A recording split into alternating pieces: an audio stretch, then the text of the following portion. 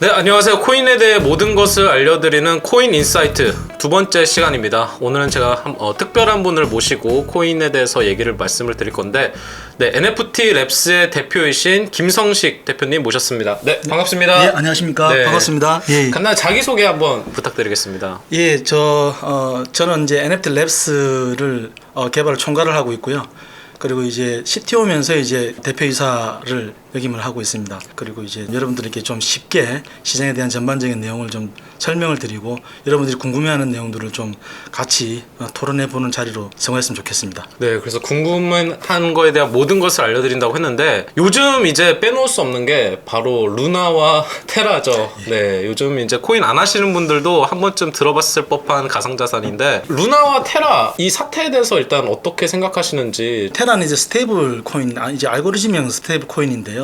이런 부분을 어떻게 보면 서로 메이크업을 하기 위해서 이제 코인 두 개가 상호작용을 하는 구조인데, 어떻게 보면은 지금의 어떤 이런 상황이 사실 우리가 한 번쯤은 짚고 넘어가야 되는 어떤 그런 상황이지 않았나 하고 생각하고 있습니다. 왜냐면은 코인 자체는 담보가 없어요. 담보가 없고 대부분이 지금 현재 생태계를 가지고 있거나 서비스를 가지고 있거나 혹은 아니면 이제 법정이나 아니면 이제 플랫폼 같은 이런 여러 가지를 실체를 두고 이제 발행이 돼야 되는 게 맞는데, 현재까지는 어떤 그런 부분에서 굉장히 미약한 부분이 많은 상태에서 많은 투자자들이 이제 구매층을 계속 이뤄가면서 이렇게 투자를 하다 보니까 이런 부분이 이제 마지막에는 이제 폰지 형태로 이렇게 발전이 되지 않았나라는 생각을 했었고, 네, 그래서 그 부분을 좀 짚고 넘어가야 되는 게, 이게 테라라는 스테이블 코인을 1달러 패깅이라고 하죠. 그러니까 스테이블 코인은 이제 달러와 연동이 돼서 이게 하나의 코인이 1달러에 연동이 되는 게 맞는데, 이번에 그게 무너지면서 사실상 이제 루나의 하락을 이끌었고, 그러면서 전체적인 스테이블 코인 시장에 대한 충격을 줬는데, 지금 루나 같은 경우에는 어떤 식으로 그게 연동이 됐는지 네, 한번 설명 부탁드리겠습니다. 예, 사실 보면은 이제 보통의 스테이블 코인이라 그러면은 담보 자산이 있기 때문에 담보 자산 하나에 코인 하나가 발행하는 그런 구조입니다. 그래서 담보 자산이 뭔가 문제가 발생하면은 당연히 코인 시세도 하락을 하겠죠. 근데 이제 담보 자산이 1달러라 그러면 1달러에 유지되는 거죠. 근데 루나, 테라 같은 경우에는 예를 들어서 보면 1달러로 패깅이 된다고 하지만은 0.8달러가 됐을 때 0.2달러에 대한 그 부족분은 루나가 신규로 발행이 되면서 메이크업을 하는 구조입니다. 그러면 여기서 하나 질문이, 0.2달러에 대한 부족분은 뭘로 담보를 하나요? 이런 부분이 가장 큰 이슈가 되는 거죠.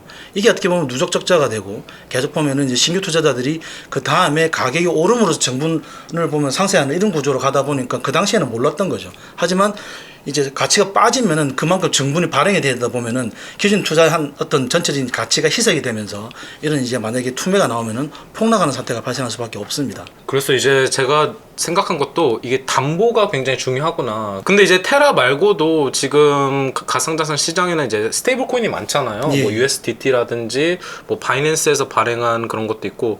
근데 그런 스테이블 코인들은 현재 문제가 없는지, 스테이블 코인에 대한 여론의 시각이 굉장히 부정적인데, 전반적인 스테이블 코인에 대해서도 한번 그 종류를 좀 설명을 부탁드리겠습니다. 예. 네. 스테이블 코인은 크게 세 가지로 더 나눌 수도 있는데, 크게 세 가지로 나눌 수 있다 그러면, 첫 번째 말 그대로 법정화폐를 기준으로 발행을 하는 법정화폐 담보형 스테이블 코인이 있고요.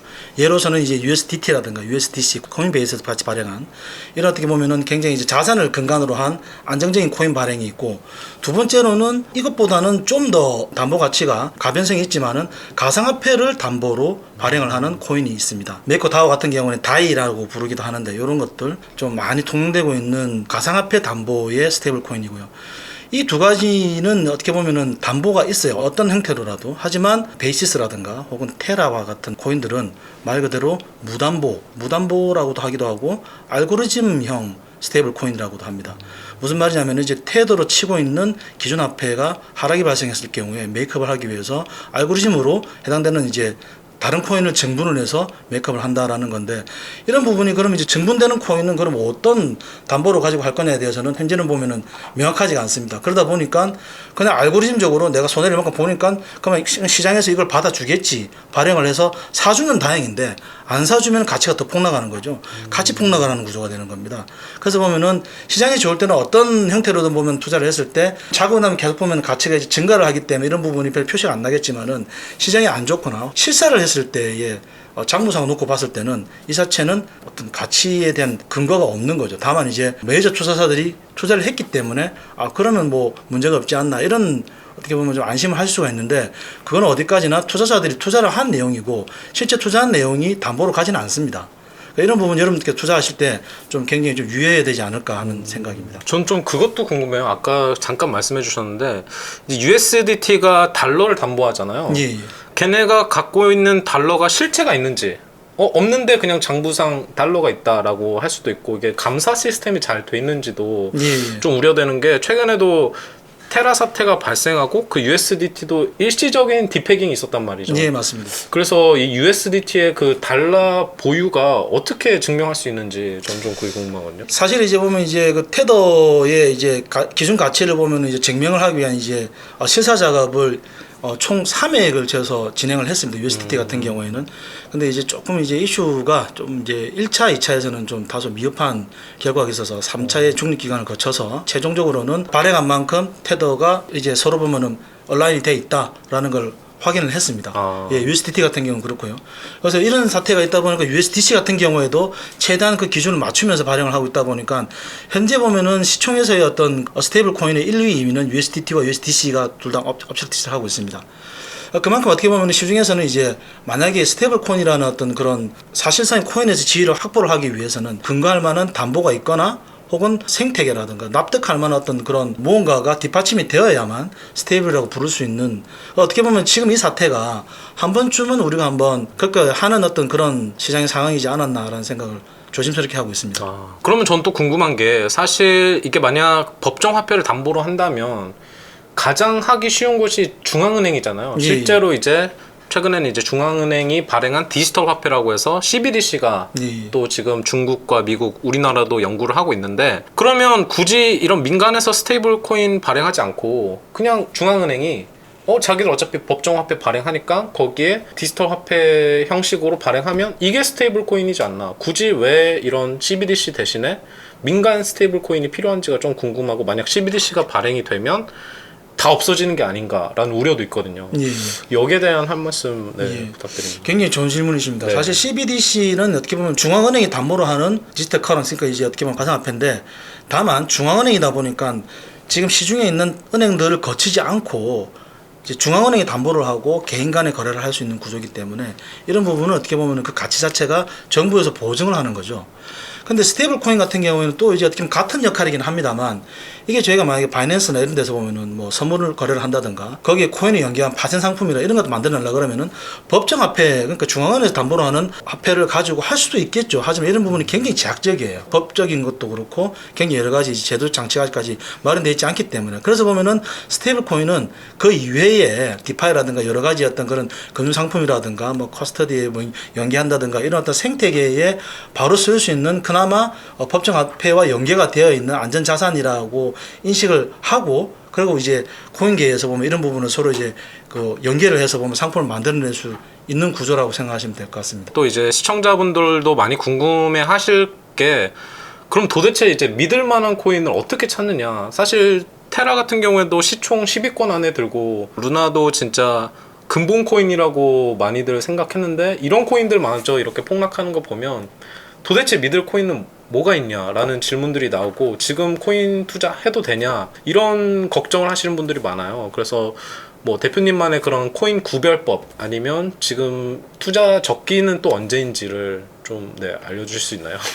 예, 그거 제가 알고 있으면 제가 투자를 안 받고 바로 지금 제가 플랫폼을 완성했겠죠. 그렇죠. 굉장히 좋은 질문이십니다. 아무래도 저희가 이제 그 소위 말하는 이제 MZ 세대 분들은 조금 저희끼리 장난말로 일상은 채굴이고 투자는 별도다라는 어떤 이런 말씀을 하시는 것처럼 굉장히 어떻게 보면 가상 자산에 대한 투자가 많다 보니까 NFT라든가 메타버스라든가 굉장히 다양한 어떤 이런 플랫폼들에 관심을 많이 가지시고 실제 투자도 하고 계시고 하는 걸로 알고 있습니다. 근데 지금 상황은 어떻게 보면 시장이 한번 재편되기 위한 보완을 필요로 하는 시장이라고 생각합니다. 사실 그동안 저희가 예를 들어서 보면은 증권을 하나 발행을 하기 위해서라도 그래서 IPO를 한다 그러면은 거기에 대한 담보가 필요해요. 담보라는 표현보다는 해당되는 어떤 서비스가 됐든 돈이 됐든 건물이 됐든 어떤 무형 유형의 어떤 자산을 담보로 하고 해당되는 이제 주식이 상장이 되면서 이게 거기에 대해서 회사가 성장하면은 가치 주가도 오르고 이렇게 뭔가가 보면 서로 온라인에 대해서 실물 경제가 보면은 이게 같이 올라가는 게 있는데 가상자산은 다소 이런 부분에서 굉장히 좀 미흡한 게 사실이었고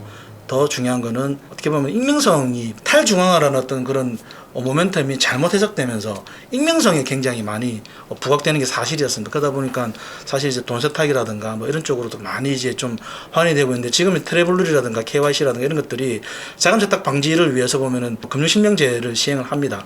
이 말은 무슨 말이냐면은 가상 자산도 어떻게 보면은 제도권으로 편입을 해서 이런 부분을 가지고 실제로 보면 세금도 내고 저희가 정해진 안전 규칙에 통제를 받으면서 진짜 자산으로 탈바꿈하기 위한 진통 과정이라고 생각을 합니다. 그 와중에 어떻게 보면은 실체가 없는데 너무 가격이 거품이 올랐다거나 혹은 아니면은 그 위에 뭐 여러 가지 어떤 이런 뭐 덤핑이라든가 가격 시세 조작이라든가 이런 것들이 홀더들을 계속 짓누르면서 가격이 형성돼 있는 그래서 굉장히 많이 물려 있는 이런 부분이 이제는 좀 옥석이 가려져야 되지 않을까.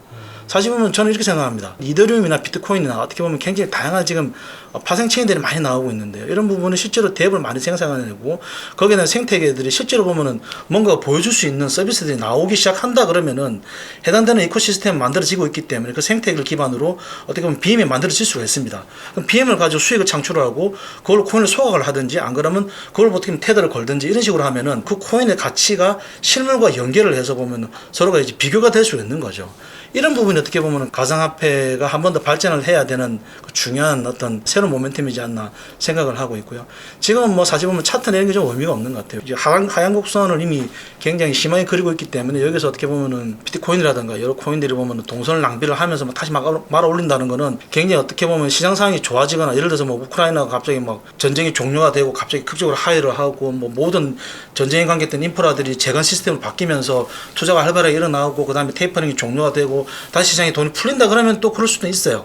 하지만 그런 상황은 앞으로 연말까지는 좀 어렵지 않겠나 생각하다 보니까 이런 어떻게 보면 시장의 어떤 좀 냉정한 시각을 바탕으로 가상화폐 시장도 냉정하게 좀 재편을 하고 해당되는 어떤 보면은 옥석을 위해서 보면은 재단들이 내실을 다지고 플랫폼을 좀 더 공고히 하는 이런 계기가 돼야 되지 않을까. 그래서 거기서 살아남는 코인이라든가 토큰이라든가 이런 부분을 저희가 좀 눈여겨보면은 사람들이 막 가격이 왜 오르는지 모르는데 같이 타자 이러다가 나중에 물리는 것보다는 훨씬 더 좀 실효성이 있지 않을까 생각입니다.